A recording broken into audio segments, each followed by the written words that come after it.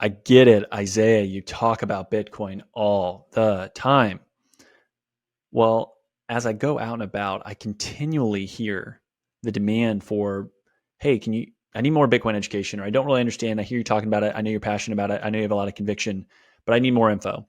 And that's where Bitcoin for Vet Med really came from, was taking, hey, the 10,000, 100,000 hours of time that I've spent and distill it down into bite-sized courses and walking you through of getting a foundational why, a little bit of understanding the technical side of Bitcoin, and then how to grapple with the fear, uncertainty, and doubt, and just the things that you hear throughout the media, and giving you the ability to up your Bitcoin knowledge to go from zero to hero and feel a lot more comfortable saying, okay, this is something that matters, and I want to take some of the value that I create and save into Bitcoin.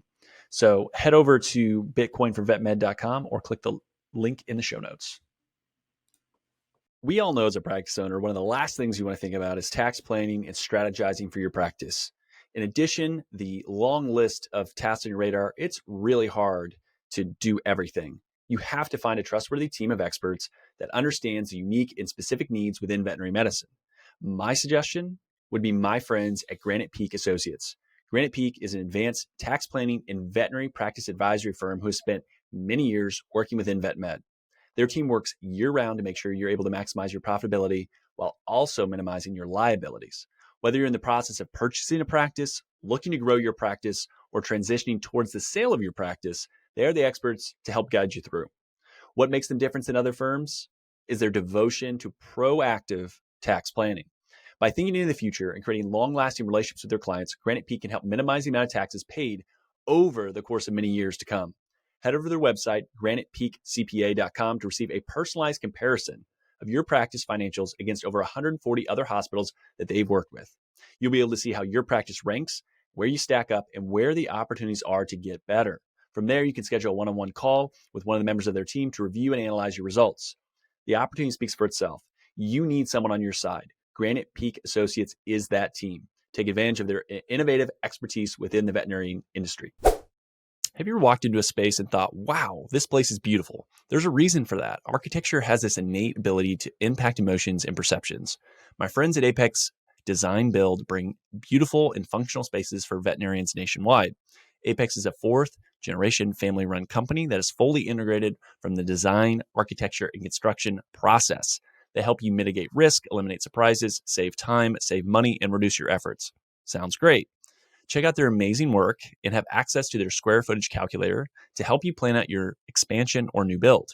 Click the link in the show notes for the exclusive offer and learn more about Apex Design Build. All right. Today I'm joined by Dr. Kurt Phillips. Kurt and I actually recently connected in person, oddly enough, because he comes from Indiana, although Bend, Oregon is where he lives now. We had to go all the way to Las Vegas to connect in person, even though we used to live 15 or 20 minutes apart. Truth. And we were able to connect at WVC, which was awesome. And Kurt had owned Cityway Animal Clinics until 2021, and there were 5 different locations. You'll feel this throughout, right? He's very entrepreneurial, has owned other businesses outside of vet med, and has some really great takes and insight into the construction and running and building of teams. So really excited to chat through that and the overall journey, because it's one of those things that, you know, he'll be the first one to tell you is definitely a learning experience. And there's lots of great people that he's been able to connect with along the way. So Dr. Phillips, first and foremost, thanks for being here. Hey, thanks for having me, Isaiah. And agreed. It was real fun to connect with you in Las Vegas, and just, being there in a different mode as well, too, as a retiree was just a lot of fun. I could do more of what you and I did, which was just sit down for a couple of cocktails and just talk about what's cool and what's happening in this industry. And before I was, going to class and trying to get as much C as I could, and and maybe hitting the exhibit hall, here and there for just the 2 or 3 products that I needed. And this time at Western was my eye-opening and mind-blowing for me. So it was really great to meet with you and your friend as well too. So yeah. What was the thing that stuck out the most? We chatted just before we hit record, but was it the size and the amount of money? Because that was something that definitely stuck with me as well. I've done Western Veterinary Conference. So this was my 3rd time, and like I said, 2 times as a practicing veterinarian, and different stages of my career as well too. So the amount of the amount of practices I had and the amount of, money I had to spend, or if I was just there only to learn, it really, it has a little bit for everything. And this time I thought there's a lot for everybody. I mean, there were really great lectures that if I would have been there trying to learn, I would have had a hard pick of to which ones I wanted to go to. And then, the practice management seminars I thought were outstanding. And then the exhibit hall, like, just knocked me out of my socks. I was always impressed with the size of the exhibit hall at every one of those conferences. I knew it was the big one. I went to the North American, now VMX, a couple of times, and I always thought, wow, it's so much fun and so many cool things to look at, and and games to play, and giveaways to be had, and connections to be made. And then I went this time, and I think it was 3 times as big as I've ever seen it. It was so huge. Did you agree how big that was? Were you there? It was massive. Yeah. Yeah. Yep. Lost you for a second, but I think we're back. But no, it was. I didn't get through as much as I would have thought through the exhibit hall, just of structured conversations or people I wanted to see. So didn't give myself enough time, but was in and out basically in 48 hours. So I went up and down the aisles systematically, and I just felt like I was just scratching the surface. The one I'm going to give a shout out to, and one particular company that just completely blew me away. And I'll give you a little backstory. In my VMG group, which I'm sure we'll talk about, we always had this discussion about HR and what type of a person we were going to try to hire and find and cultivate. And what were the things that you just looked and didn't want to have at all? And in my VMG group, which wasn't that long ago, there were still a couple of people in there who were like, listen, we don't allow for any art on the skin, no tattoos. This year at Western Veterinary Conference, Modern Vet, which is, I think, a group of veterinarians and putting practices into some really cool places and really cool cities, we're giving away free tattoos, real tattoos. I'm not talking about the press-on kind that wash off, or it wasn't henna tattoos like at a music festival. They had 4 or 5 tattoo artists just buzzing in, like paws and little dog faces and hearts with animals around them. I'm like, genius. That was amazing. And to see how far our industry's come from 5 years ago, people saying, I won't have a person on my team who has a tattoo, to now we're giving them away.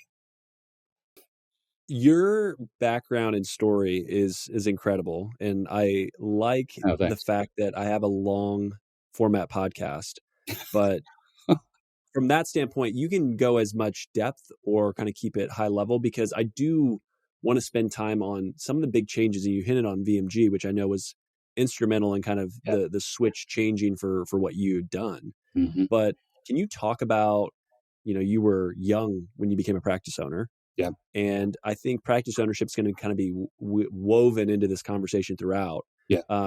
Let's lay the groundwork of the first hospital, how things went from there, what you learned, how many times you bumped your knee and your elbow and all that other stuff. I've always thought if I would like to get into some public speaking and some teaching again. And I think I could probably spend an hour or 2 just on all the things that I did wrong. Right. And any good business owner should be able to do that. And if they can't come up with at least 2 hours of nonstop discussion about what they did wrong or mistakes they made, then maybe they're a little too self-righteous, or they just not inner looking. But I did a lot of things wrong. Luckily, nothing too terrible, right? Like, I never made any massive, mistakes that like really hurt anybody. And that's what I'm super proud of, right? Sometimes financially, there was hurts and making bad decisions and wishing you would have went left and versus right, but if you're not looking for those opportunities, then you're just plowing down the middle. You might not make very many mistakes, but you don't have a lot of that fun on either side either, so so a little background on me, born and raised in northern Indiana, small town, LaPorte, Indiana, up in the northwest corner, raised by a single mom after the age of 8. My father passed away when I was young, and just identified pretty early on that science was something that I was really good at and really loved to do. We lived a little bit out in the country, not like on a farm per se, but we had, enough strays and things like that hanging around. So it's the classic story, but, I didn't have an opportunity, a real clear-cut, easy opportunity to go to undergraduate. So, luckily I was very fortunate to attend Butler University for my 4 years, and was awarded a full ride scholarship, room and board and everything. I mean, they paid for everything back in the day. And it was just so much fun based on my, criteria from high school and the amount of activities I was in, and, and my trajectory of path and my test scores, of course, all played into that. But super fortunate there because I could barely afford to go to Purdue as an in-state kid, and so Purdue was not an option for me to go to college. It would have been community college, stay at home, work someplace, and then put yourself through community college, and then maybe try to get into veterinary school. So the path probably wouldn't have been the same. So luckily, Butler gave me that solid foundation to leap from there over to Purdue. Went to school for Purdue for 4 years, same kind of story as everybody else. Great school, loved it. Not as much as I loved undergrad, of course, but definitely, didn't hate the 4 years while I was there, but hard, put pedal to the metal. And I remember like in the second year, or maybe the first year, we had like 1 hour of a business, class. That's it. And and they had to divide that up over the semester into like swineherd business and sheeping business and the business of running an equestrian barn. And I'm like, okay, well, what are the guys who are in small animal, like, we get 2 classes? But one of the questions they asked was, what kind of a veterinarian do you want to be when you graduate? Like, and I think they were asking, oh, I want to be a small animal, I want to be large animal, I want to be equine, what have you. And I just said, you know what? I kind of want to be the veterinarian that makes a difference, but also makes a bunch of money. And everybody looked like, what? He said that out loud. We're supposed to. And I'm like, hey, the interview's over. Like, I'm here to be a business person, to be in charge of my own domain and destiny, and to do well. And doing well, I kind of felt like we'll probably make a significant impact on the community, which was probably number 2 in my life. I knew we left veterinary school pregnant with our first child. So like, I knew I was going to be a part of the community, and veterinarian is an easy way to do that, So did that for 4 years, came back to Indianapolis, landed a job at a practice that had just opened up a practice in Carmel. So I went to work on their east side location, learned a bunch from the staff, the team that was already there. Like, I give them so much credit for the time that I spent there, because there was no real mentorship from the veterinarian staff, and it was like, if you had a good RVT, man, you just learned a bunch from them. So I did, had a great RVT, had a great staff, had another great associate veterinarian who was willing to take me under her wing and help me with a few things.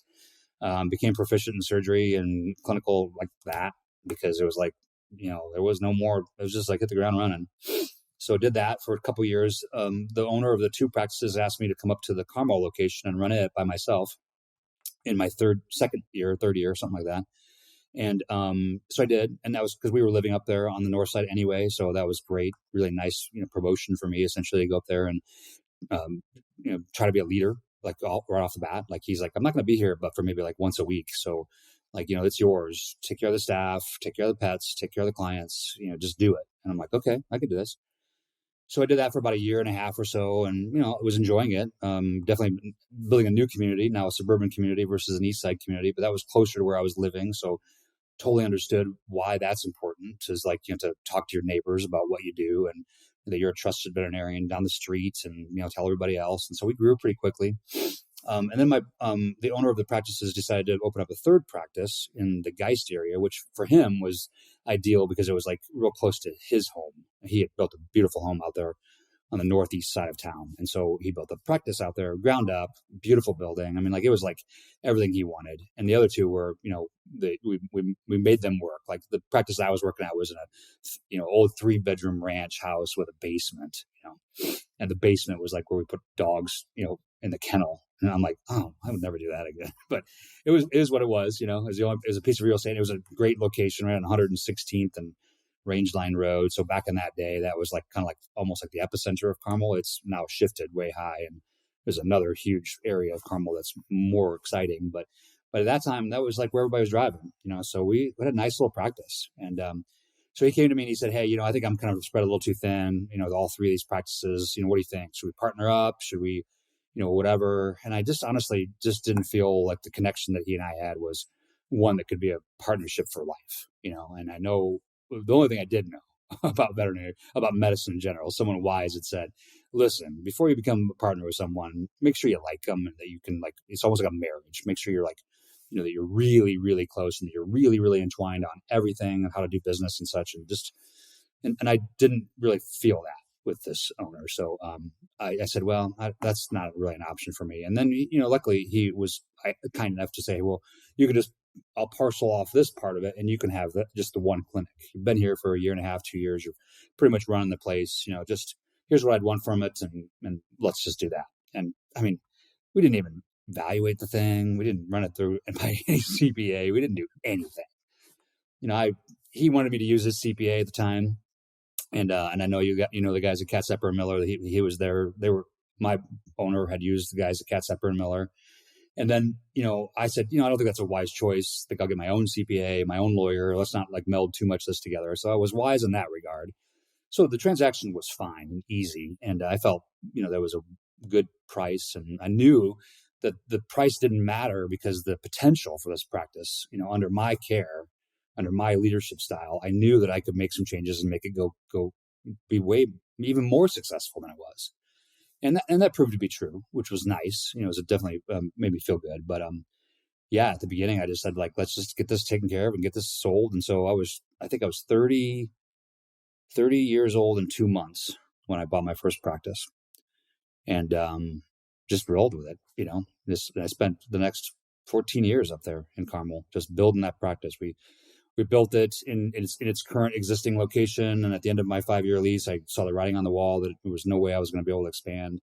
So I bought a building around the corner on the Monon Trail. And it was just an industrial building. Here's one of those mistakes, kind of a shit show, kind of ugly, kind of like, I don't know why I bought it, except for it was on the Monon Trail and it was 8,000 square feet. And it was cheap. So we bought it and tried to make it retrofit it into a veterinary clinic, which wasn't ideal and didn't go real well. So then I did that for, like the next 12, maybe that would have been like 7 more years in that newer building. And honestly, that was probably my early demise of leaving the suburbs. Was I just never liked that building. It always gave me such a heartache, being in there. So I ended up selling that company to Lakefield, which is now Lakefield Veterinary Hospital. At the time, it was Best Friends. Great company out of the Pacific Northwest, Seattle-based, and they just were looking to buy some boarding facilities and veterinary hospitals around the Midwest. And we had this very large 3,500 square foot boarding facility tacked onto the back of our building. And the city of Carmel had already given me pre-authorizations. If I ever wanted to, I could expand another 4,000 square feet down that Monon Trail. So I was just sitting in a great spot. And Best Friends knew that. They're like, if we want to build a beautiful boarding facility for pets with a veterinarian attached, like, this will work. So it did. And they bought that. I'm talking a lot. You want to interject? No, this is perfect. I have a couple different things throughout. So the first one was, I think, when you had the opportunity to partner or buy. Yeah. At 30, you still, a little bit, but you don't know what you don't know. Right. How, like, you were confident enough to say, I can do this on my own. And I think you were also wise enough to think about it. Yeah. Or foolish. And that's a fair answer too, right? Hey, I was just dumb. I was naive. I didn't know what I didn't know. So I just said, hell yeah, let's go. Yeah. Right. But there's also the part of the partnership. And I've been very transparent on this podcast, right? Like, I was in a business partnership, did not go well. I can talk all about that at some point down the road once get further along. But like, I've seen that firsthand not go well when you try to do the square peg round hole thing, and it's not fun. And so I give you credit for not just saying, well, I don't know if I can do it, I need this person, versus having the confidence. And so I wanted to ask, were you always fairly confident growing up? Was it something that changed, when you went to Butler, or something that like your mom instilled in you? Like, where did the confidence come from? And do you know, or is that just the way you're wired? Wow, that's a good question. Even my therapist hasn't even asked me that. This is the new therapy, right? Is this podcast?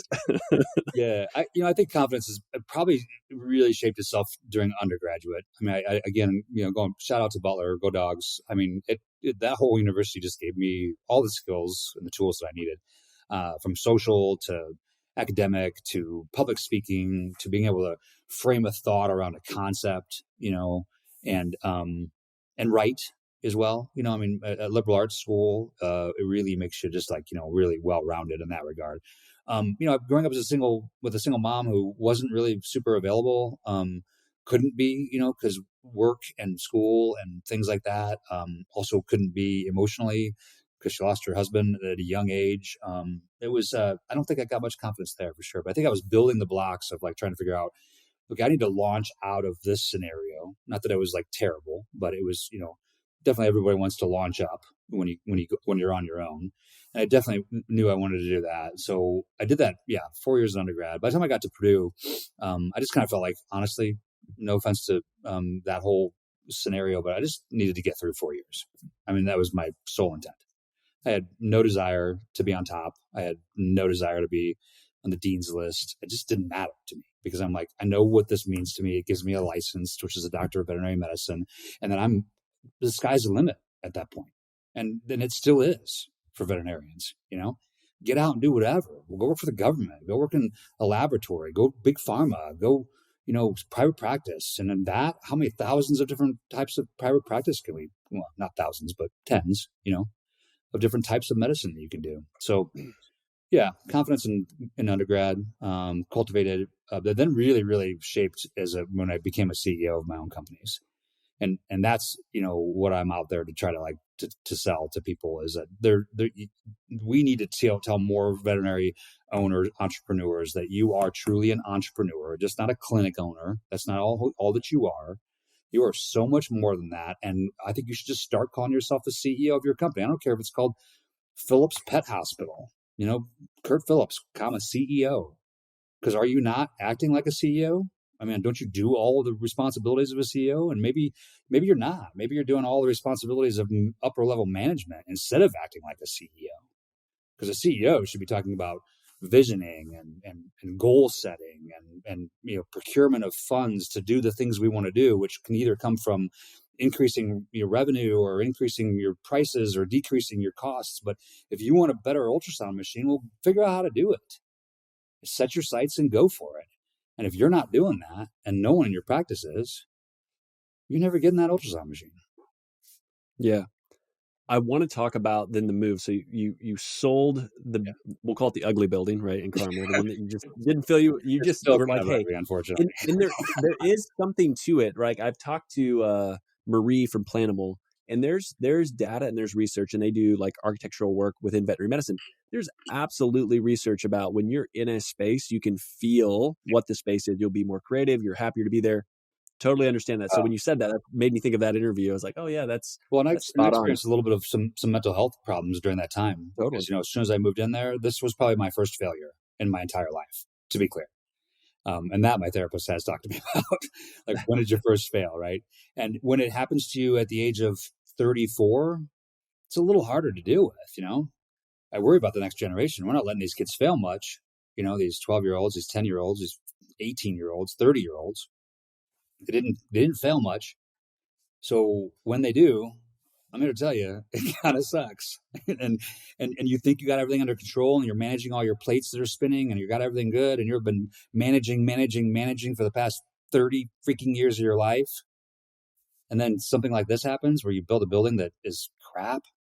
I mean, I chose a lot of things wrong. I chose like a guy who said he could do commercial. He really couldn't do commercial. He was probably more in the residential space, which means he doesn't understand what type of doors to put on so that you don't like hear whispers in the hallway outside of your exam room while you're trying to euthanize a pet, stuff like that. All me. Yeah. I take a lot of that responsibility because I didn't choose the right person. But he also very clearly never told me he wasn't the right person for the job. Yeah. Well, and it's one of those things, the fake it till you make it can be dangerous. And like that's one of those situations where it's like, oh yeah, I can do that. Sure. Yeah. And that's why you mentioned my adage, and I think we've talked about this in Vegas, but like I'm not a big fan of the fake it till you make it mantra. I think that's just crap. But my mantra was, I know what I know, and I know what I don't know, and I know who knows what I don't know. And honestly, that didn't really come into real good play until like I was running my own companies downtown, because I didn't really act like that through my suburban practice, which was my first, making a lot of mistakes.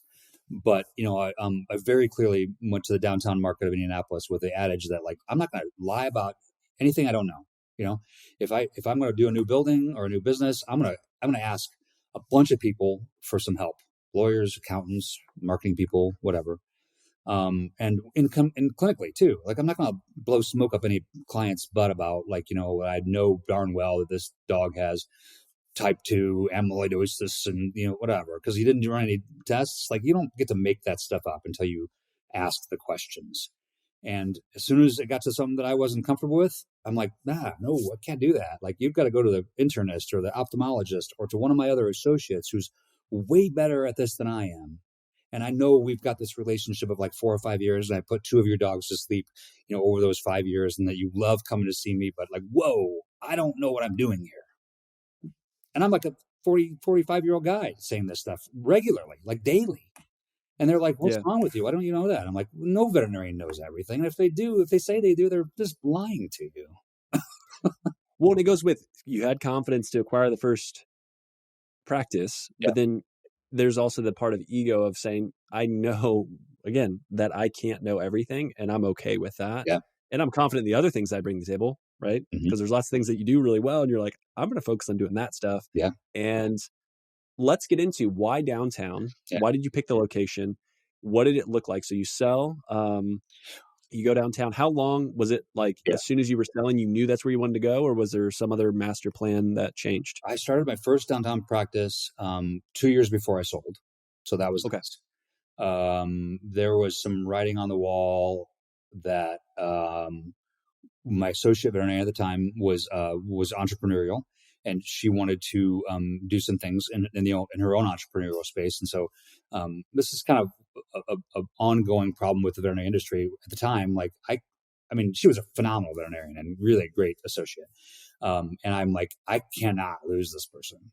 Like, I don't care what she needs or wants. Like, this is a 2-doctor practice in Carmel, and it can't go back to a 1-doctor practice. And I can't do the work of 2 doctors. So we decided to partner up and do a different venture, but disassociated from the suburban practice, because I knew that mainly because of that building, honestly, I knew that I couldn't stay there forever. And I knew that I wasn't going to tear down that building and remodel it again. So I was like, I got to get out. So I started exploring opportunities for a consolidator or a corporate ownership to come in and take me over. And some of them at the time, like VCA, was, give me a great price, but they're like 2 years CMO. And I'm like, no, like, I can't do that. And, if you start paying me on production, I mean, I have a family to raise and a house that wasn't exorbitant. It was a very normal home. But, I just know my own personal budget. Like, I'm not going to be able to do that going back to being essentially an associate. And they're like, well, but we gave you so much money that you'll have that. I'm like, it wasn't that much money at the time. It was, and I was 34. Well, no, at that time I was probably, I'm sorry, I misspoke. I was around 40 at that time. 34 is when we moved to the new building. But yeah, I'm just like, I can't do that. So I explored an opportunity for someone who said, we'll just take it and you can go. And that was Best Friends, now Lakefield.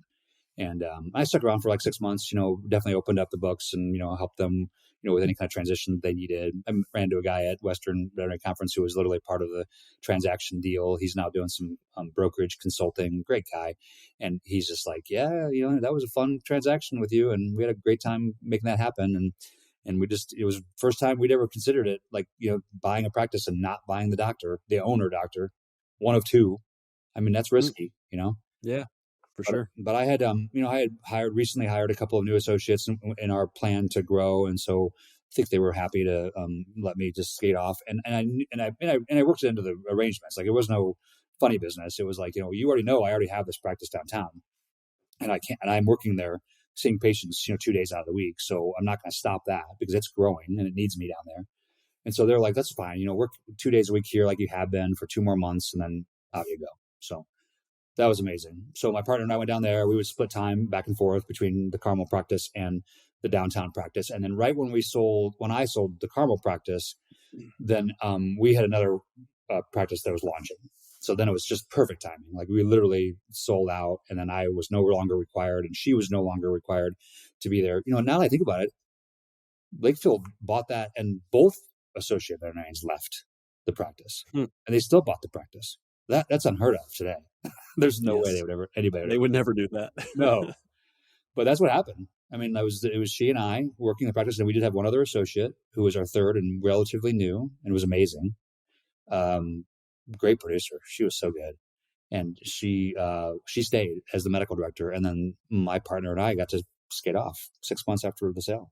And then we went right downtown, and then we opened up the Fountain Square clinic. So our first one was on Mass Ave, and then the next one was Fountain Square. And it's there. If you know any people who don't know about Indianapolis, built in a circle, little spokes that come out. Massachusetts Avenue is this one, and Virginia Avenue is this one. And those are the two places in the city that were just starting to just blow up. Downtown with the Circle City Mall and the Super Bowl and all that kind of stuff, that was big, but no one was really living downtown. People were living in neighborhoods, concentric to the downtown circle. And so we plopped one there on the Cultural Trail right off of Mass Ave. We called it the Mass Ave Animal Clinic. And I was always a little sheepish about it because it was not on Massachusetts Avenue, but because why? Because rents there were like $50 a square foot. And the rent I got one block off of Mass Ave was $12 a square foot per year. So significant difference. So we did that. And then, we opened up the Fountain Square Clinic right when I was selling my Carmel practice. So then my partner and I could just come down there, and then we just flop back and forth between the two practices downtown. And that's the beginning of it. Yeah. And I know just from our conversations, that relationship changes, right? So that initial associate partner, that relationship started to fray. There was some difference of opinion. Can you kind of talk through that? And was there an additional couple clinics by then? What did that look like? It was so fun for several years, 6 or 7 years. She and I were just amazing together. We started doing what, I'm really like to talk about now, which is organizational leadership in the veterinary clinic and how to do that. We started it, when we only had two practices. And I was the type of guy who I'm like looking forward. I'm looking 10 years down the road and 3 years down the road and 1 year down the road. And I'm trying to figure out, what does it look like, for us to get to our goals, and what does it look like physically, but also how many people are you going to have working for you, and what are they going to be doing for you, and what roles would they be serving within your company? And I think that, again, our industry tends to lock itself into, well, I'm the owner and I'm the primary veterinarian and I have a practice manager, so that's all I need, right?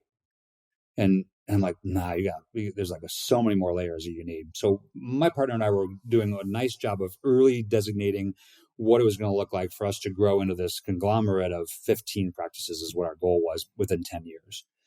And we were well on track. I mean, we were pumping them out, about one every year or two. We did a high-end grooming salon down there. And then we identified there was some space in there. So we put a little wellness clinic in that so that people who were dropping their dogs off for grooming could get their dog's ears checked, or their vaccinations done, or their heartworm testing done, or their yearly wellness, just a one-stop shop. And it was 2 blocks from my other practice.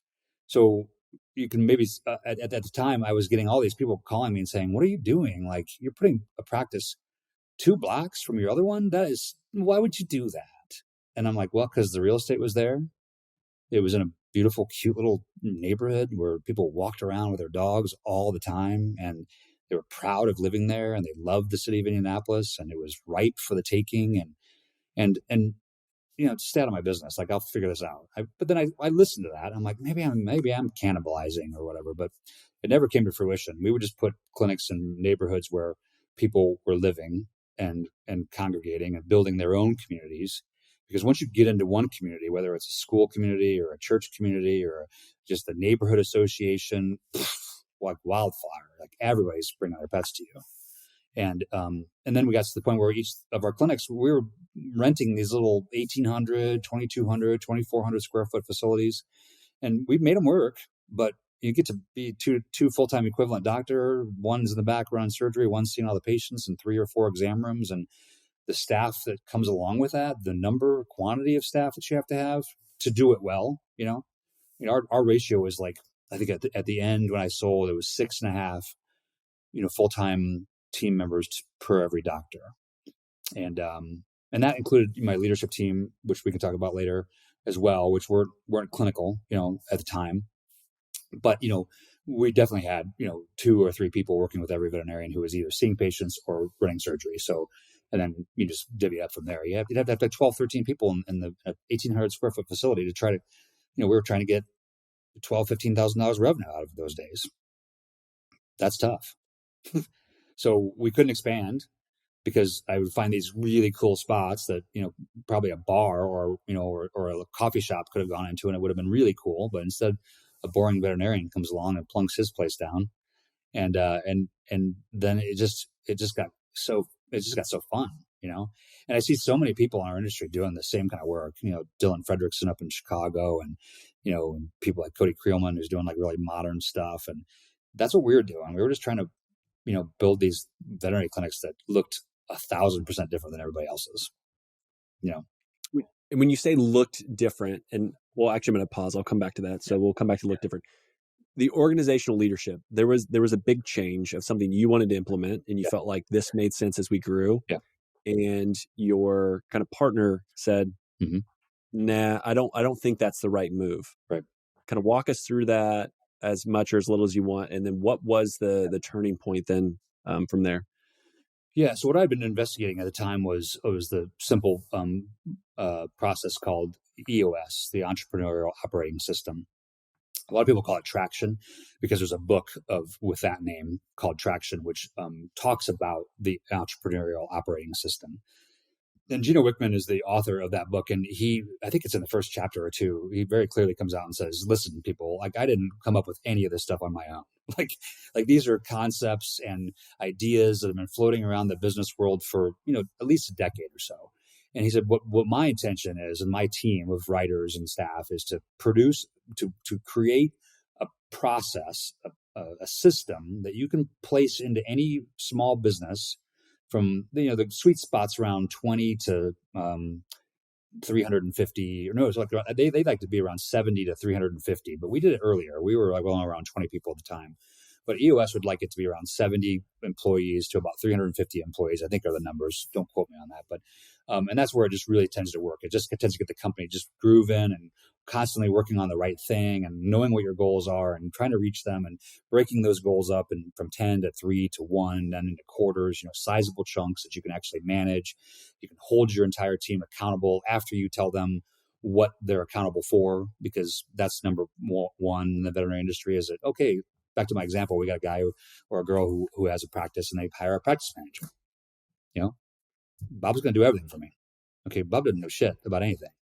He's coming to you to tell him how you would like him to run his practice. Now, he might have been a practice manager someplace else, but that's not what you want. You want to bring that kind of baggage into your new practice. Like, you need to be telling anybody you put into a leadership position exactly what I need from you and exactly how we do things here.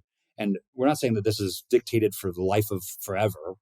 But if you have anything that you want to change, like there are some ways in which you're going to bring that to our attention, and then we'll talk about it and we'll do the best thing for our company, not knee-jerk reactions. You're going to quit if I don't do this or whatever, because that happens far too often. And when you do that, you build leaders who just know what you're going for. So I've been looking at this, and my partner wasn't super on board with it. She was going through some life changes as well that were pretty, traumatic to her. And I understood that. And I tried to say, hey, take a leave of absence. Maybe we divide our duties up a little bit so that, I don't feel like I'm doing the majority of the work while you're recovering. What can we do for you? And at the time, we just decided that, maybe the best thing for her would be to take her portion of the assets out of the company and then go off and do her own thing. And so in 2017, we did that. And so then that made me the 100% owner of Cityway Animal Clinics Incorporated, which at that time had 4 downtown practices and the high-end grooming salon. And then I was able to do one more subsequent to that, but COVID got thrown in there, and I'm sure we'll talk about that as well. But yeah, it was liberating for me because I could go right back to my team and say, hey, you guys have been hearing me talk about Traction and EOS, and I'd really like to consider doing this for our companies. And you guys are in these particular roles, and I just want to go through this process so that we can solidify exactly what you're doing, so there's no confusion, that you're not doing it the way in which my previous partner was telling you to do things, because I don't know exactly what she was telling you to do, and that's on me. I didn't keep on, like, I gave her duties, chief medical officer and HR officer, and I took on the other side, which was like the executive officer role and the financial officer role. And I was, looking for new properties and new neighborhoods to put clinics in. We were rolling on that goal. So then, when she leaves and takes those vital skills with her, I'm left with this leadership team who is reporting to her, and I have to, solidify once and for all that from here henceforth, this is how we're going to do things. And do you all agree? And if you do, then get on my ship, because I'm setting sail, and I'm happy for that you're there. I need people to row this ship. I need people to steer this ship. I need people to do all the things. But you're not in charge ultimately. I'm in charge, and I need these things to happen. But I need every bit of your help to get to accomplish all the things that we're doing. And then we just rolled it, and EOS changed my business life. Absolutely. 100%. If you can improve the health of an animal, you do it, right? Of course. That's what makes veterinarians special. You're mission driven. My friends at LifeLearn are the exact same way. For over 25 years, they've been partnering with you and your peers, providing affordable, customizable, online software solutions. These solutions save time, increase efficiency, and assist in managing all aspects of operations. Why? They want to help you improve your partnership with pet owners to improve pet health. LifeLearn has award-winning digital media solutions and are leading the pack as they've prioritized having extensive veterinary knowledge throughout their teams. That difference is seen, it's heard, and it's read by thousands of people across the country. Relax, grow, and thrive with LifeLearn. Click the link in the show notes for an exclusive offer to see how LifeLearn can allow you to get back to what you do best. And so I know VMG was a big part, which probably was there with your partner prior. Yeah. But I know you talked about, when I ran the practice in Carmel, I didn't know how to do some of those things or understand. Like, what was the turning point there of from that kind of going back to the CEO kind of role as you got into VMG or as you started to refine that? Because I think you refined that and bring EOS together, and that was kind of the magic it seemed like in our conversations. Yeah. Looking back on that now, even as you say that, I'm having flashbacks to, gosh, I should have caught that. But, like when I started looking at VMG as the chief financial officer of our company, it's made a lot of sense. You join a group, you are part of this amazing, community of really high end, high quality veterinarians. They purport that they're going to teach you how to do everything better, increase your revenues, decrease your wait time, talk about culture, decrease your COGS, increase your EBITDA, walk you through a transition. All that stuff was promised, and all of that stuff was delivered with VMG. But having said that, I think back on that, and I wanted to do it, and I was obviously the right person to do it. My partner didn't want to leave the exam room. I mean, ever. She really didn't even like to talk to staff members very much, even though we had made her chief of HR, and that was a bad decision looking back on it. But she was a wonderful clinician, super high producer, and so why would she be the one to go to VMG? It just didn't make sense. But I'm like, listen, we should join this. And also, by the way, at first I got a whole bunch of kickback. That's a lot of money. The yearly fees are a lot of money. And then you're going to go to, Vit travel. And I suppose the company has to pay for that. I'm like, well, yeah, that's how companies are run. I mean, there are business expenses. Why would I not take them? I mean, you can go to CE and pay for travel. So why can't I go to a leadership conference every 6 months and pay for travel? It doesn't make any sense what you're saying right now, but she did say those things. And then I should have known at that time, like, we're not on the same ship, right? Begrudgingly, she allowed me to join VMG. Immediately we saw like a drop in our Antec bill and our Zoetis bill and our Rocan bill, and rebates were just being handed to us, because we're a good practice. We're buying a lot of products from their preferred vendors, and that's the way it's supposed to be. So then I could show her the numbers, and she was a little bit okay with it. But then I would come back from these meetings every 6 months, and she would say stuff like, "Oh, here comes Dr. Phillips. He's going to want to do some crazy shit." And I'm like, well, yeah, like I learned some crazy shit at this conference, like, why can't we do that? Like, what's the problem with that? Like, I'm not asking you right now to help me. Just keep seeing your patients. Like, I'll do it all around here, but like, just hear me out. And it was always a battle, like, so again, yeah, VMG a couple years before I bought my part. And tell you what, going through that emotional catharsis of breaking up with a business partner and then having 19 of your best friends help you through that. And I never had a friend in veterinary medicine except for like, some people I hung out with in vet school, but like we didn't really maintain a relationship, for the rest of my business career. So I wasn't hanging out and commiserating with other veterinarians. And I probably did that on my own. Honestly, I kind of pulled back, like I don't want to be like a lot of the other veterinarians. So I want to do something different and wild. And so maybe I should be hanging out with CPAs and lawyers and entrepreneurs on the side. And so I never really had a group of veterinarians to hang out with until I got to VMG. And they put you in this like summer camp scenario where you don't know anything about anybody.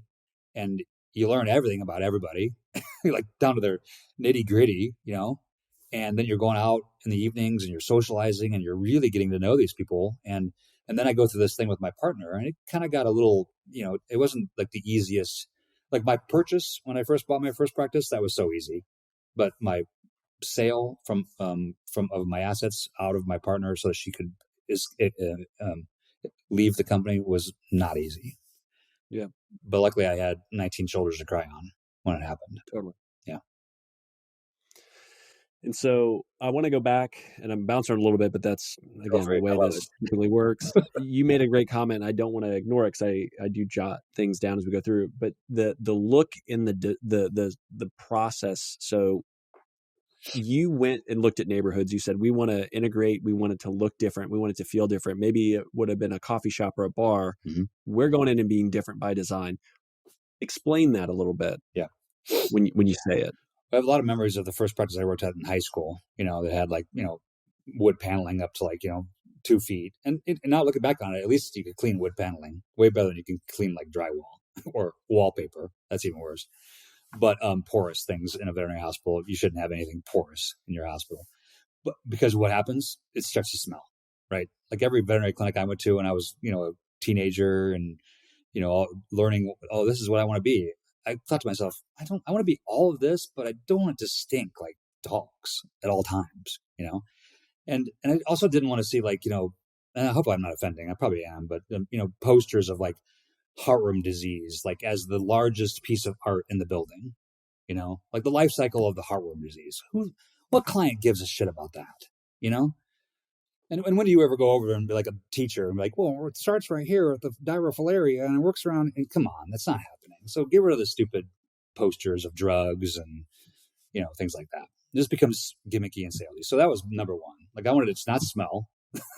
That was a simple thing that I wanted never to smell. And it was funny because at the time, right before we sold, I was bopping around all my practices, and I'd pop into any one of the practices with a bunch of donuts or whatever, just saying hi to everybody. And they'd be like, Dr. Phillips, there was a tomcat here yesterday, and I promise you we fabulosoed the entire building, and it's going to be gone. They just knew that I was going to just like be like, what's that smell? But music, environment, right? My company's always had stereo speakers in every room that were adjustable, so that you could, when you left a client in there for like 2 minutes, you could turn on lo-fi jazz music playing in there, and then they don't feel like they're stuck in a 9x9 white box with their scared cat, for 40 minutes. So that high-end equipment, beautiful artwork. We had a color scheme. We use the exact same floor tile and wall tile and paint colors in every one of my practices. I mean, it sounds corporate / franchisee, but I knew that it worked at the first one. Why wouldn't I do it at the second and the third and the fourth and the fifth? So that was the number one thing. And then then we wanted just to be really as friendly as we possibly could be. I'm not saying we met our marks 100% of the time, but that was part of our value system. Was driving, like, these people are coming in and they're going to be stressed out, and their cat's going to be stressed out, and they don't want it to smell like dogs. So we got that covered. But when they get in the door, I'm going to need you to know their name and why they're here. And I'm going to need you to make damn sure that there's an exam room waiting and ready for them, so that they can just like walk up, weigh their pet, walk past the refreshment center, grab a freaking bottled water or a cup of coffee into the exam room. And then the process of cityway animal clinicking starts at that point. And then we had that, to the point where it's like, everybody does it the same way. We talk to people about the same things. This person goes in, then you leave. And I'm not going to give away all the things. Not that it's trade secrets or anything, but we've talked about that ad nauseum about flow, in our practices. But if you don't have it, like, make it, create it. And, I think a lot of people get so stuck on like, I don't want it to be like cookie cutter everything. Well, I tell you what, certain processes that are important need to be cookie cutter. That way you can plug in the next person. And if everyone's doing it the same way, it allows you to scale. Yeah. If you have a single location, you can get away with certain things because you can kind of mask it by being Superman or Superwoman. Yeah. You go to 3 locations where you can't be Superman or Superwoman at the same time. All of a sudden, all those things start to rear their ugly head. Building management takes up, 20% of your time. And that's no fun. No one wants to be, fixing a toilet. or attending to the roof that's leaking, or God forbid, an HVAC unit that goes down, or you can branch that into just all the other shit that can happen in your veterinary clinic on the veterinary side. Your Baxter machine's not spitting out samples anymore. Your anesthesia machine's out of gas, or it's broken, or how many times does that damn dental air machine break? You're right in the middle of like this nasty mouth. You're gonna have to do 6 extractions, and your drill bit stops working. Who's taking care of that? If it's the veterinarian who's also doing the oral surgery, and then he or she has to stop and then troubleshoot the machine. It got to the point with us. I was like, hey, get Jordan on the phone. Like, this thing's not working, and I'm going into surgery. And Jordan would just get there as fast as she could, and she'd fix it like within minutes, because she knew everything about all the machinery we had. If you don't have a Jordan, I don't know how you do it. I just don't. I did it. I don't remember. I don't want to go back to that ever. So yeah, that was fun. So EOS, in kind of the simplistic terms that you told me when we chatted, and you can kind of expand on this, and then some of the things that you implemented around the team and the culture, I think is great. And maybe you can touch on what your kind of mission and values were, but it's the right person in the right seat. Yeah. There's all those little jargons, right? That a lot of people, if you've dabbled around the edge of traction and EOS, you've heard some of these little sayings. And that was unfortunately one of the things that drew my partner away from the idea, was because she heard these sayings. She's like, "Oh my God, you're talking like in this different language, and it just doesn't make any sense to me." And I'm like, "Well, that's okay. We're going to teach you the process, But right person, right seat. Values, are huge. And I'm not talking about, spending a half a day with your leadership team creating a mission statement that someone, cross stitches and puts it in a frame and puts it in your office, and then no one ever reads it again. That's what a waste of 6 hours that was for your entire practice.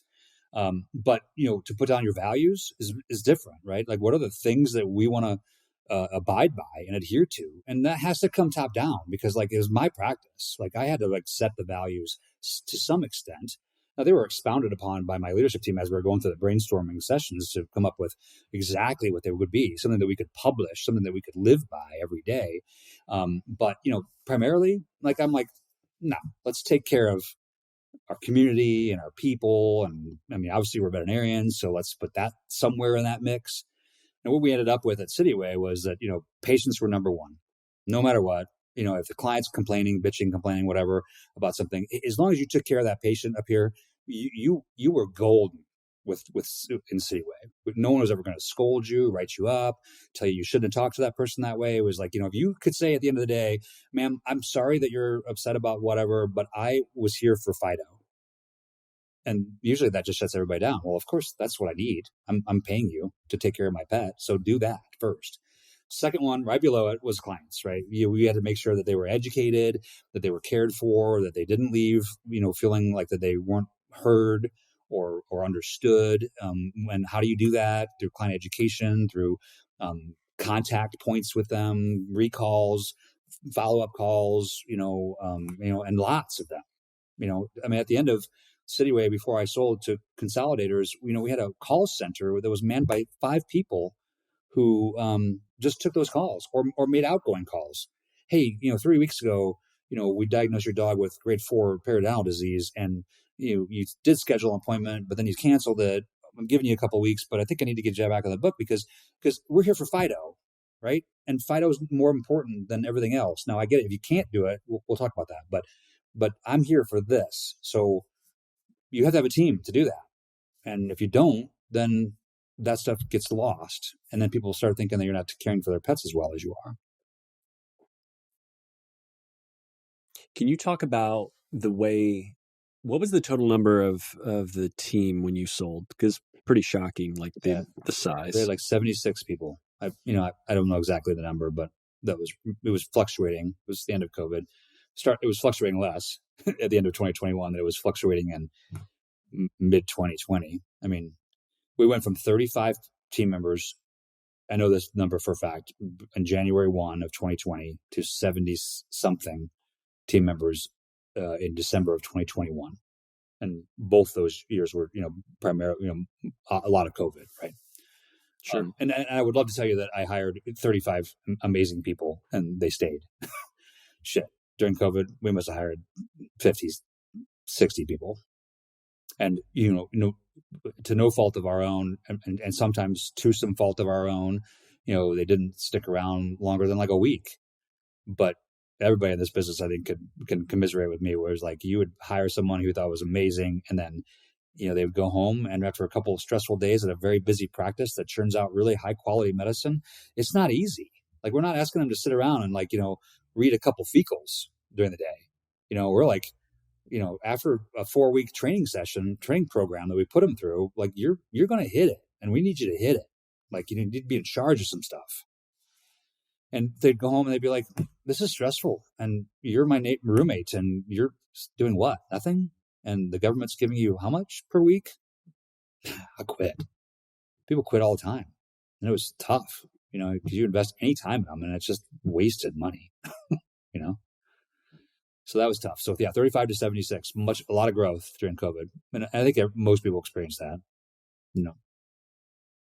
And how did you keep the team engaged? How did you kind of keep your finger on the pulse of things? Can you talk a little bit about the way you had your team set? And also, one thing that you shared out at WVC, which I'd love to have you share, is the drinks. So you had a bar around the corner from one of the locations, and this like no hold bar kind of conversation where they could schedule time with you. Because I think that's a wonderful idea. So the first part of that question again was, remember, just how did you kind of keep the finger on the pulse of the team and kind of know what was needed as you grew? Because again, that growth is there. And then how did you interact, or how did you kind of empower the leadership team to take on that responsibility? Yeah. Well, it helps when you grow, because then you can hire more people to fill in a lot of those blocks in the accountability chart in marketing or in HR or in finance or in any of those places where, you as the primary veterinary owner or have been doing. I know most of my colleagues for a long time, we all did our own payroll at some point. We all paid the bills, hand wrote the checks back in the day and all that kind of stuff. But, as you start to grow and you can get the revenues to support the staff, you can start plugging people in who maybe are like actually, in accounting.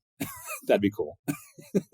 Or, someone who has a little bit of a background at a larger company in HR. So that then you start talking about actual HR scenarios, not just hiring and not just training, but cultivating leaders out of that group of people, making sure that they're cared for, making sure that their benefits are being administered properly so that you stay out of court. And then, gosh, that scared me all the time when I was doing all that on my own, because if you make one mistake, it might be innocent. And, someone could say, hey, he didn't give me my simple IRA distribution at exactly the same time that I was supposed to, and I'm going to sue. And, most states are they care for the employee way more than they care for the employer. So if you're doing a lot of that stuff and you damn well you're doing it wrong, be scared. One day it's going to happen. So hiring people into those roles was tantamount to us being able to have a pulse on our team, because then we could say, okay, there's an HR person. So, any action plans that were put into place, and EOS works this way too. So every 90 days, you run through a people analyzer. And so you run down all your people and your entire organization, and you rate them on some criteria, 5 of which are the top 5 values that you put down for your company. So if my values were patient care, customer service, community involvement, work-life balance, and oh my God, I can't believe I forgot the other one. It's going to come to me in a second. But when you just run those all down the teamwork. So it was clients, patients, team, community involvement, and work-life balance. Those were our 5 values that we wanted. Every question that came up to us, we said, run it through the paradigm. Is this good for the patients? Yeah. Okay. Is it good for the clients? Cool. We're going to go all the way down. Is this going to be good for our work-life balance? Opening up on Sundays? Good for patients, good for clients, get down to work-life balance, not good for work-life balance. Don't do it. It's our values.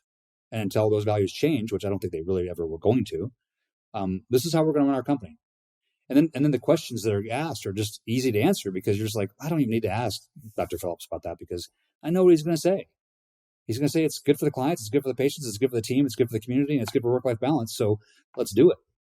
And they would just start working on projects without even getting me involved, until it got to the point where there was an investigation happening, and they knew how much they were going to have to spend, and they knew how much time they were going to have to spend to implement this thing. And then we would do it. And I didn't even know half the shit that was going on in my companies until it rose to that weekly cadence of a meeting that just, it puts it all out there.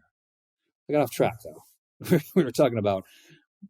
No, that was perfect. That's what I kind of wanted to understand, because again, it does tie into why you are so passionate around EOS and why you think it's not just buzzwords and gimmicky. Yeah.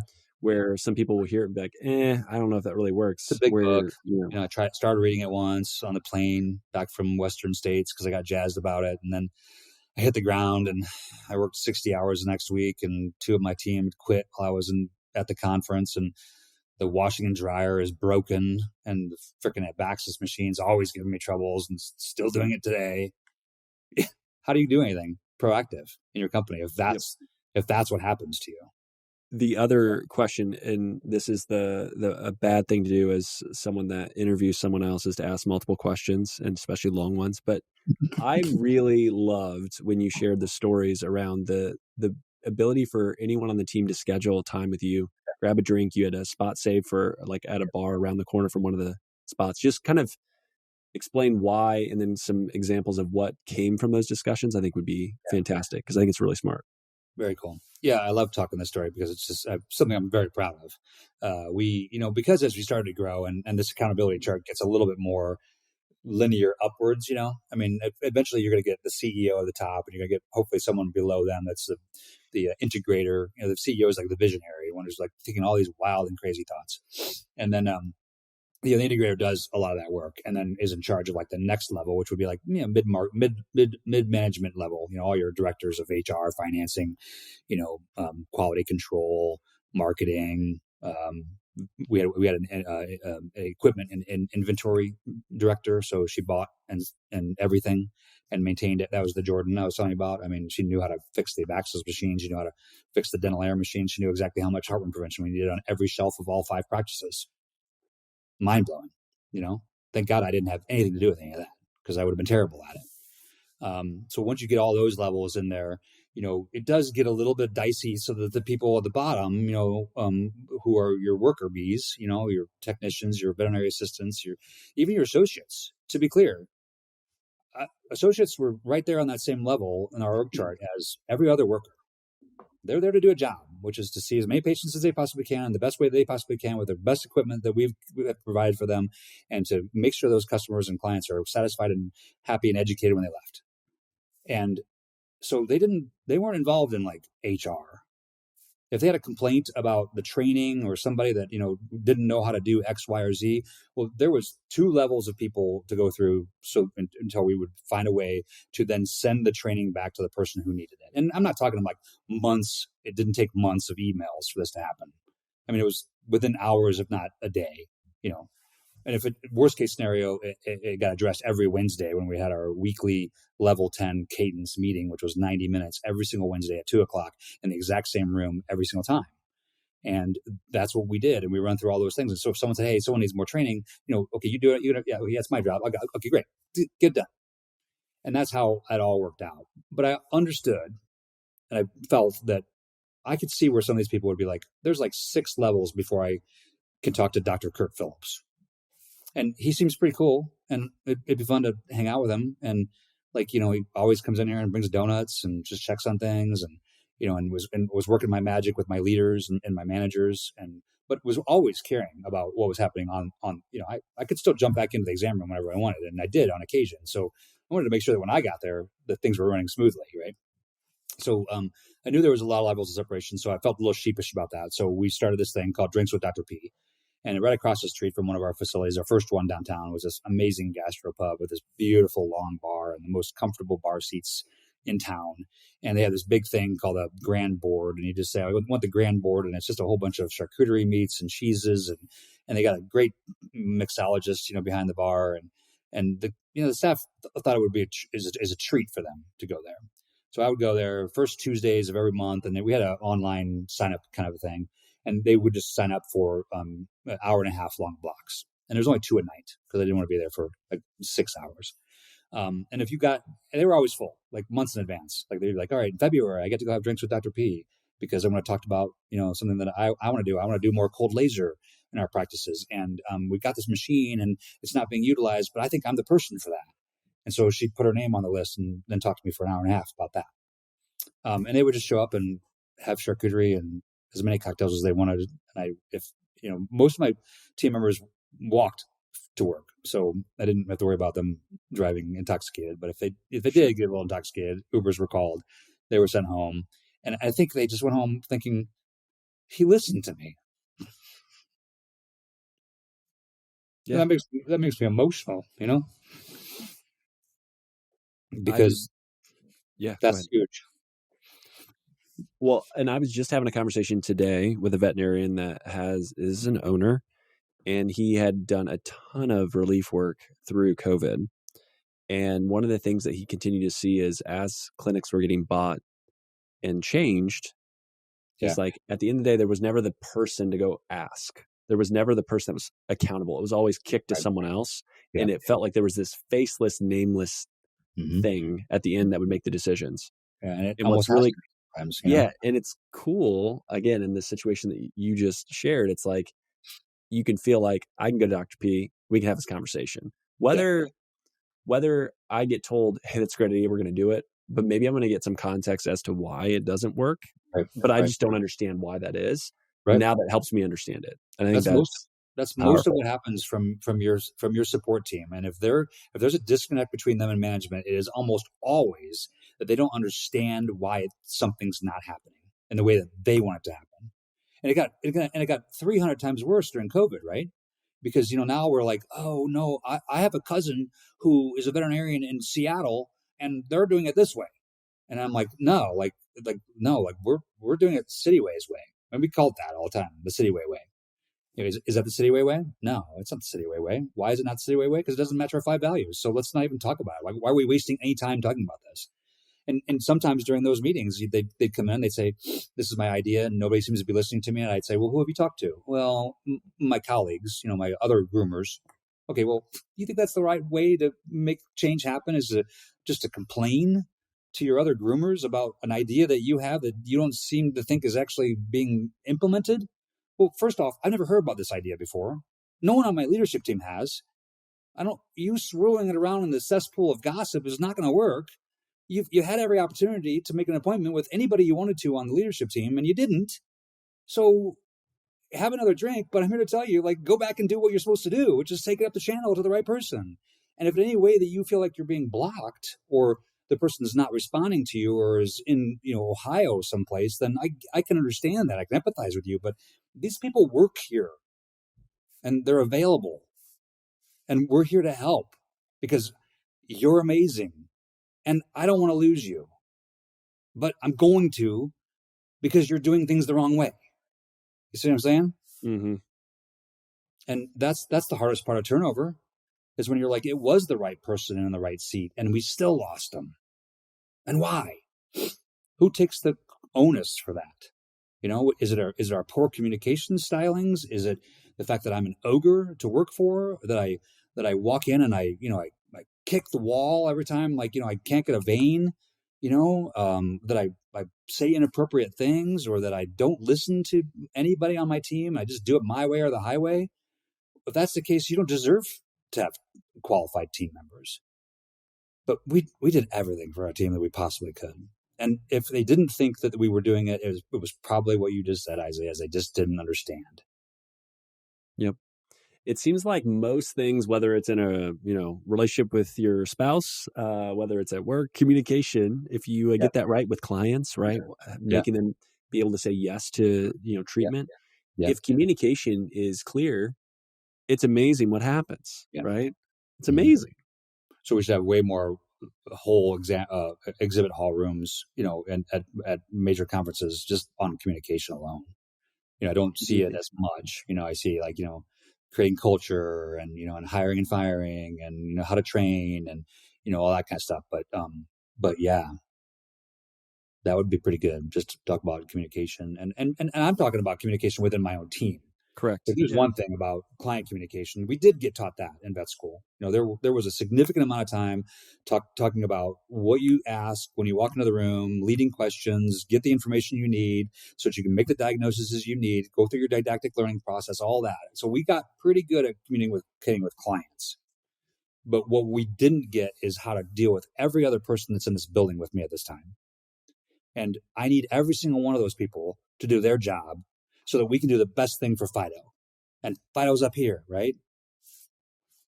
Yep. And if you don't have that, which I don't think a lot of practices do, it's mayhem. Organized chaos at times, or just chaos that may or may not be organized. What haven't I asked about around EOS, Cityway, your story, your team, that you feel like is really, really important? Because I have another question that's going to, I think, kind of help us close, but it's a bigger one that we might want to unpack for a second. So I just wanted, before I moved and transitioned, wanted to just kind of ask and see if there's anything else. I think that the biggest thing is creating that structure, and then living it.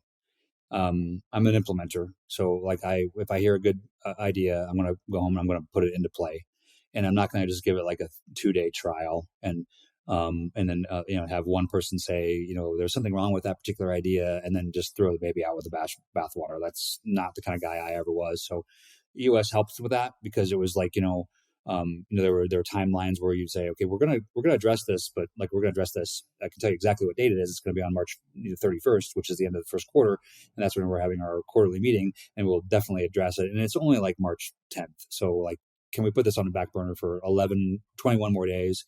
Because then it's really the best way to hammer stuff out and get the things answered, so that you can get back on track and get that traction again. That's the name of the book.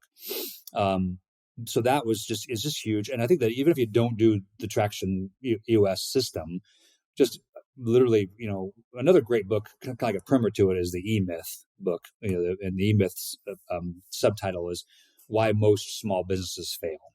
And it's kind of like a primer to a leader into traction. And it just says, you gotta have job descriptions. You've got to hold people accountable for what their job is.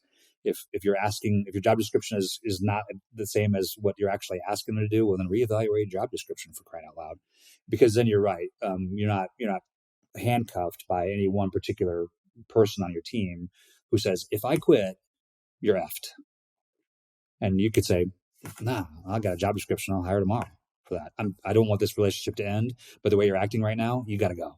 Yeah, you can't put me in a hostage situation, because that's not a positive work environment. And I think once we start to really cultivate our staff and get our team growing, and again, we very rarely ever call them employees or staff or workers or anything like that. We tended to call them team members, because we felt they were a part of a bigger team. And once you get that jiving and flowing and grooving, and people are like loving what they're doing and coming to work and knowing that their particular role is being met, and then when they go in for their yearly review, they're going to score phenomenally, because they know exactly what they're supposed to be doing, and they're killing it. And then you have a larger accountability chart or an organizational chart, and you have the ability to find really great people who could be plugged in here or there or even right underneath me. My chief operating officer I hired when I was in Carmel in the suburbs. He was a guy who was attending Indiana University. He moved up to Indianapolis with his now husband, and he didn't finish college. And he loved working with animals, and he got a job in a clinic in Bloomington while he was going to school. And then when he moved to Indianapolis, he needed a job, so I gave him a job in Carmel. And 14 years later, he's my chief operating officer, and he has a stake in the company. And so when we sold, he got a portion of that.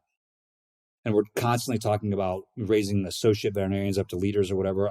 I was like, you know what? I didn't have any associate veterinarians who were diehard destined to become owners. And that was fine, but I had Ken, and Ken was like, I want to do more and more and more and more. And I just kept putting him in roles that were more and more. And the amount of things he did to help our companies flourish, I don't care how much I had to pay him. Yeah, I love that.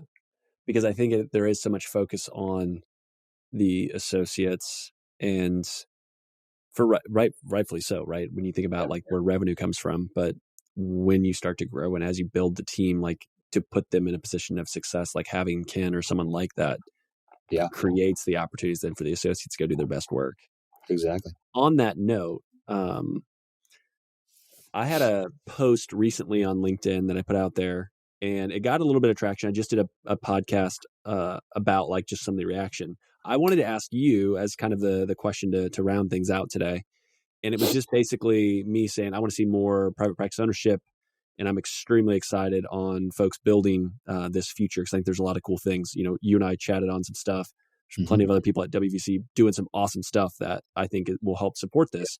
But I said, blank is stopping veterinarians from wanting to own their own clinic. And I said, what's your answer? I would love to hear your take on that. Why do you think more veterinarians aren't interested, or there's this thought or this assumption that they aren't? It's like, to me, it's a combination of fear and lack of confidence, I think. Perhaps. That is so interesting, because that was one of the big key, like 5 or 6 things from 50 plus comments. Fear was a big one. Yeah. I mean, they're fearful of the finances. You know, they're fearful of having nobody to dump everything onto. You know, as an associate, you get sick, you know, you get strep throat, you got sick days, you just call in. Someone takes care of it for you. Yep.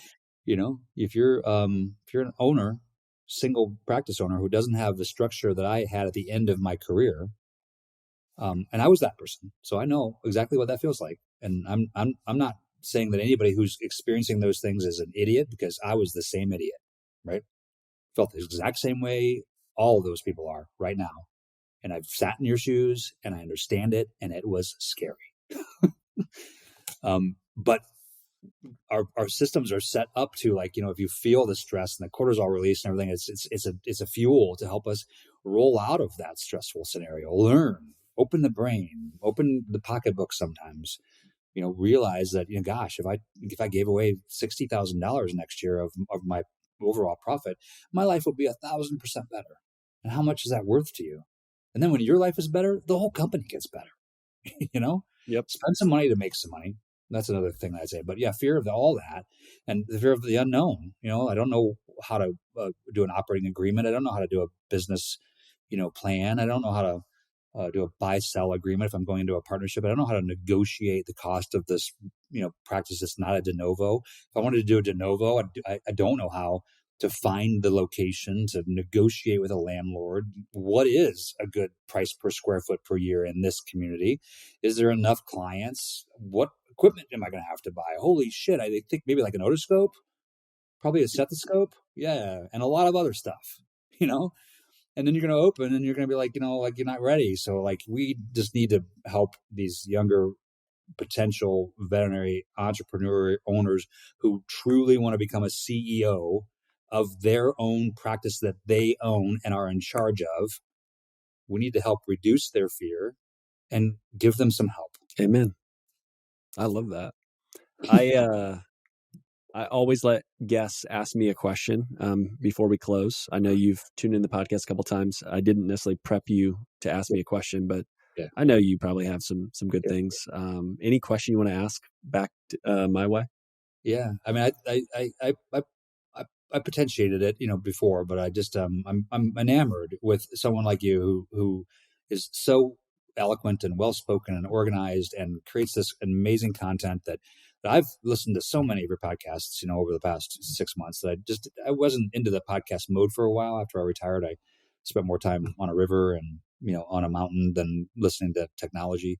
But once I got back into it, I was just so excited to see that, like, there's something that's hitting some of these really great topics week after week after week. And then I looked at your bio and I'm like, this bro's never even been in a vet clinic before. So, so why? Like, you know, and I think I potentially know the answer, because I've asked that to other people, and the answer tends to always be the same. And it's a really nice positive about our entire industry. But you tell me what your reason for putting all this time into it, you know?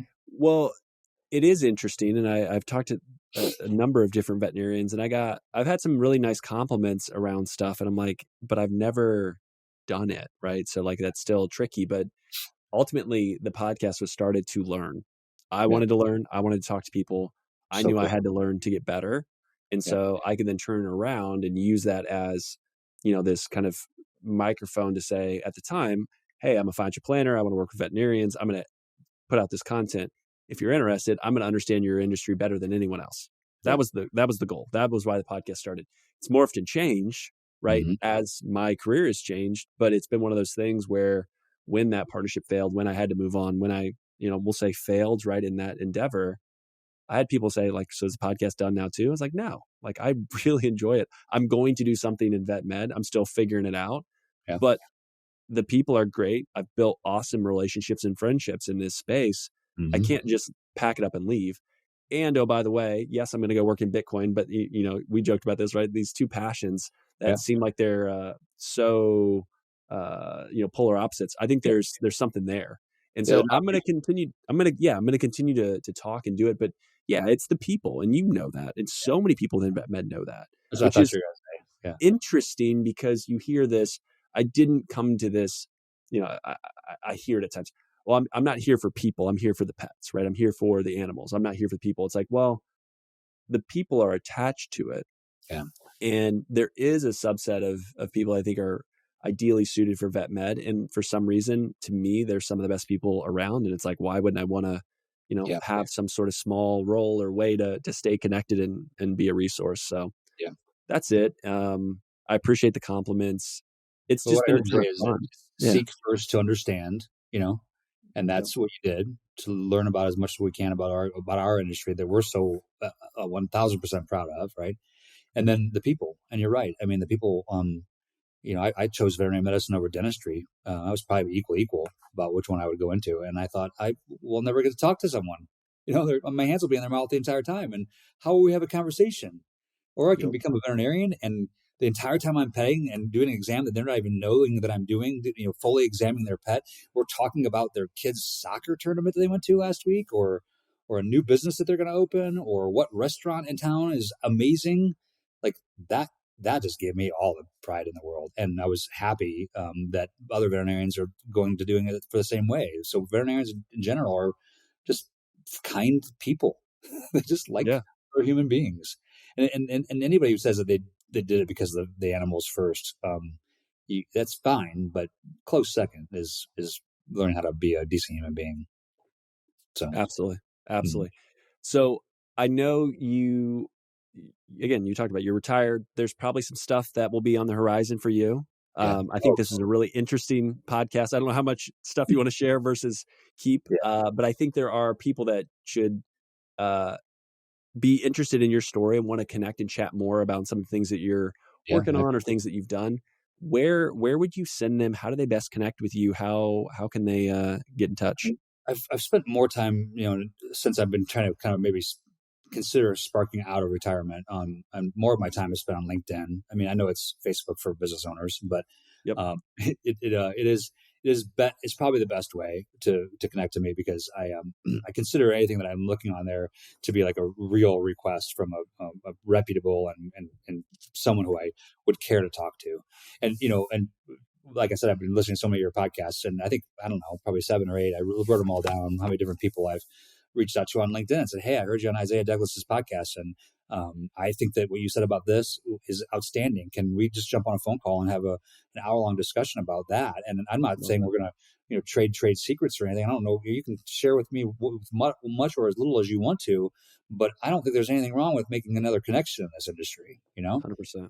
I was fortunate to go out to a really great industry party at the Western Veterinary Conference that night. We talked about that, and on that Monday night, and it was just fun to be around like movers and shakers in the industry, people who want the best for veterinarians. They want the best for the pets. They want the best for the future of financial success for veterinarians, and they want to make some money and turn some heads and do some cool shit in the process. And I didn't ever see that until recently, and I'm super happy for it.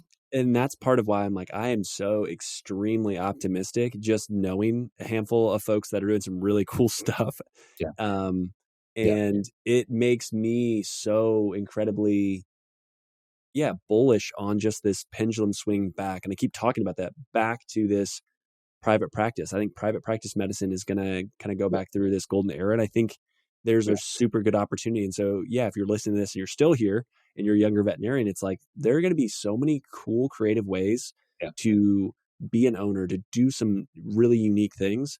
And that you're going to be able to pick, like, how do I want to do it? Who do I want to do it with? Do I want to do it myself? Do I want to have some sort of partnership? Like, there's going to be really cool things that are coming, and that people that I think can bring a lot, because this idea of a lack of mentorship and this fear of not knowing, I think a lot of that stuff is going to maybe not be solved. It's going to be a lot less impactful. So that stuff can be fixed pretty easily. Yep. I mean, I saw it not from an ownership standpoint, but I saw associates coming in saying, listen, it's been 9 months and I'm still, doing a spay that takes me an hour and 15 minutes and I'm nervous in there every single time I go.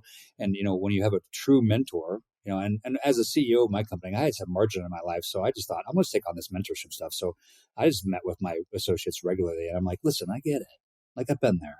And what can I do to help? That's all I'm here for. And we'll get this better. And I want you to stay in this industry. I don't want you leaving it. You're really great at your job. You just need just little tweaks here and there. And that, if we can just provide that to them. And I've got a product that I'm thinking a couple of buddies and I are putting together, and it very well might be the only product like it on the market when it comes to helping younger veterinarians become that true CEO of their own company, be in charge of their own domain and their own destiny, and build wealth in a faster time than any JV model that any other potential minority partnership can do, unless those JV models, that company recaps at a 15x or something like that. Sure. And then the associate who has 0.65% of the company will reap some benefits, but is that all that they want? Is just a one-time financial gain? Or are they looking for the ability to create something that they're really proud of, that they are absolutely in charge of, that they've got a bunch of people who are helping feed them the things that they need to be successful, which I didn't have, when I was opening up my own practice. I did it all on my own. And if there was something that we could hand this product to a 33-year-old young veterinarian who says, the thing I want the most is to own my own practice and just kill it in my community, then we should help them. Yep. And I think that's a perfect spot to say, stay tuned. Go follow Dr. Phillips on LinkedIn. And I think there'll be some exciting stuff down the pike here. But thank you so much for the time. This was fantastic. I love it. It was a blast. Yeah. Appreciate it so much. Take care. Finding a job or finding a veterinarian shouldn't be a waste of time. Enter an Offer First. Paul Diaz and team have created something really special with Offer First. Some of my favorite reasons are as follows. Candidates and employers will both have values aligned on the first step, not the last. The sign-up process quick and simple, no resume required. So if you're looking for a job but you aren't really sure, it's as easy as scrolling on Zillow for a home. And finally, if you have a great match, it's based on your each unique requirements, not random keywords. If you want to learn more, listen to episode 179 with Paul Diaz. We cover all of that. The other exclusive great thing that you're going to get from this ad read and from Paul is I convinced him to give an exclusive discount to listeners of this podcast. So for owners, you're getting a 20% discount on both the placement of any candidate, but also access to the platform. Use VSP if you go to Offer First, or the easiest way is a link in the show notes. So check it out. Associates, those looking for a job, same thing. Use the link in the show notes. Use VSP if you go directly to Offer First. But I will donate and Paul will donate to a veterinary nonprofit of your choosing. So each person that signs up gets a vote. Your votes actually count, which is incredible. And so I'll be reaching out. I will handle that. But there's going to be a donation made for any associate or any job seeker that adds on the platform. We want to make sure that not only does the platform help to make sure that you find a better fit, better culture, better role, but it's also doing good in veterinary medicine. Okay, so link in the show notes is going to take you to Offer First. It's going to automatically apply that, but also use code VSP if you go to Offer First directly. And Offer First is changing the game of veterinary recruiting. I want each and every one of you to benefit from it, so check them out today. Find out for yourself why Shepherd Veterinary Software is the nation's fastest growing practice management software. Why, you ask? Isaiah's reason, Shepherd is innovating and will continue to do so into the future. Founded by Dr. Cindy Barnes, Shepherd is intuitive, super easy to learn, and streamlines practice management. Built for vets, by vets. It works for you and your team, so you have more time to spend on what's most important, your patients. Shepherd automatically updates the medical records, adds services to the invoice, generates discard instructions, and so much more. Bring home more stories and less stress. Grow your practice. Check them out at Shepherd Vet. That is www.shepherd.vet. All right, so there are a lot of great job postings that I want to get to. And so we're going to start off with Bayside Hospital for Animals. Great work-life balance in beautiful Fort Walton Beach, Florida. No weekends, Monday to Friday, 8 to 5, no on-call or emergencies.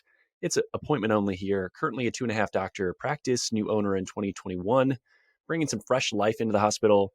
The new owner had been there for 6 years prior working, so definitely understands the team, the processes, and the community.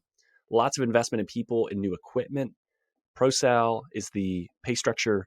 Far too many benefits for me to list. Email BaysideVet251@Yahoo or call 850-864-1857. Join a thriving, growing small animal practice in Vermont on the Quebec border. Full-time ideal, part-time is considered. The idea is to start with yes with the team, patients and clients, and outdoorsmen or outdoor woman's paradise while being able to practice high-quality medicine. Compensation is write your own structure within production capabilities. Literally, it is the owner wants to find the right person and is happy to negotiate, chat through, and find the right fit. If you want autonomy and a boss that enjoys teaching, reach out to Newport Veterinary Hospital. You can email newportveterinaryhospital@gmail.com. North Central Indiana, looking for an oasis in the chaos. You know, who isn't, right? Come join the amazing team at Fulton County Veterinary Clinic. They strive to foster a fun, fast-paced work environment while providing quality patient care. They utilize the support staff efficiently so that the doctor is available to practice medicine and do what you're trained to do in less time and paperwork, which is great. Lots of investment in new equipment and technology to support you, full-time or part-time available. Small animal and exotics are both seen there, so no ER, no on-call, no weekends, competitive salary with sign-on bonus offered, and far too many benefits to list. Go to Fulton County Veterinary Clinic. So type that in and you'll find the job posting there. Last but not least, join Watertown Animal Hospital. Personable, small animal veterinarian wanted for well-established current 5-doctor mixed animal practice in northern New York, which is an outdoors person's paradise. Again, 2 of those. So if you like the outdoors, you can look at Vermont or New York. They have plenty of support staff with 6 CSRs, 6 licensed technicians, 4 animal caretakers, 2 technical assistants, hospital assistant, a practice manager, and a bookkeeper. Focuses on mentorship and investment on the people and the technology. That's been a strategic initiative by the leadership team. No on-call, 24-hour ER less than an hour away. Salary based on experience, but no less than $95,000. Can be straight salary, pro-sal considered. Want to discuss that with the right person. Tons of benefits. Again, too much to list. Please reach out to WatertownPetCare.com for that option as well. So again, if you find a role or a job or talk to anyone and it helps you in any way, I would love to hear that feedback. So please reach out. Let me know what you're able to do. And I will continue to post these. So if you are an owner, reach out to me, let me know. And we'll go from there. And until I hit a capacity of I can't keep recording these, I want to let people know who are high quality owners around the country looking for great help. So with that, we'll talk soon. Thanks for listening to today's show. The comments made on today's show should not be taken as investment, tax, or legal advice. All comments are for educational purposes only. You should talk to your professional team before implementing anything. If you want or need financial advice, my day job and not podcasting is helping veterinarians grow their net worth. Our team is taking new clients, and we are ready to talk to you at any stage of life. Come as you are. I always say, bring the mess, right? Like if things are unorganized, that's okay. There's no prerequisites to become a client. Isaiah Douglas is a partner at Vincier Wealth Management. Isaiah is a registered investment advisor, registered with the SEC. The biggest compliment you can give me in the podcast is to share it with a friend. Reviews help the show get found, and Apple Podcast is the platform that is predominantly used for people listening to the show. If you have 3 minutes, love the show, head over to Apple Podcasts, give us an honest rating and review. It helps more people find the show. Also, the new YouTube channel is up, and I'd love to have you subscribe. Vainly, I want 100 subscribers at least. Lots more, obviously, right? But I get a vanity URL if we get to 100. That would be great. It makes it easier to find the YouTube channel as well. For all of today's links, information, head over to the veterinariansuccesspodcast.com. There you can subscribe to your favorite podcasting platform. It'll be a link to that YouTube channel I just talked about. You won't miss any other episodes, whether you list on Spotify, whether you have some other ancillary podcast platform. Please like, subscribe, all that stuff. It certainly does help. I appreciate it. Finally, if you want more information, insights, want your voice to be heard, want to share ideas for content, say, hey, Isaiah, I want you to have this guest. I want you to talk about this topic. Go over to the Facebook group. So you can search for the Veterinarian Success Podcast. on Facebook, or head over to veterinariansuccesspodcast.com, scroll to the bottom about your host, click on the Facebook icon, and that'll get you in the group. But thank you so much for listening. It means a lot to me to be able to see the podcast grow and continue to impact people. So with that, until next time, we'll chat soon.